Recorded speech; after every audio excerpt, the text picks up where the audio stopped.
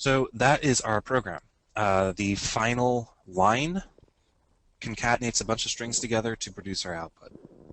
And our output is whatever is contained in the user's left value, concatenated with the plus sign, concatenated with whatever is in the user's right value, concatenated with an equal sign, concatenated with result.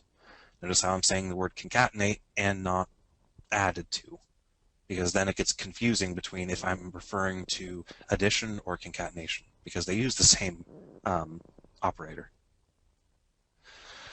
So I guess just one more quick thing just to drill this into everyone's head. I am using int.parse here, but I could have simply have used system.int32.parse. It didn't matter.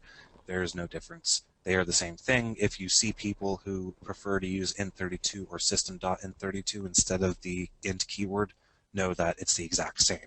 In fact, Visual Studio is even highlighting every use of the int keyword as I highlight int32. Exact same thing. But I definitely do prefer using the shorthanded version of them. So that's an example of a simple program that does some processing, some actual interesting calculations.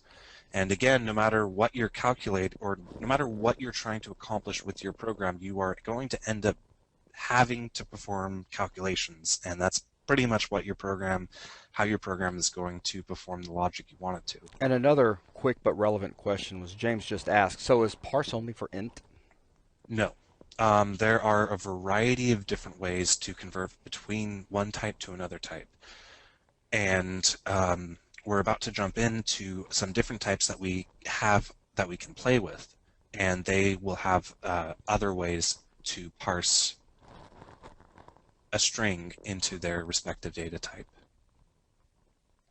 Okay.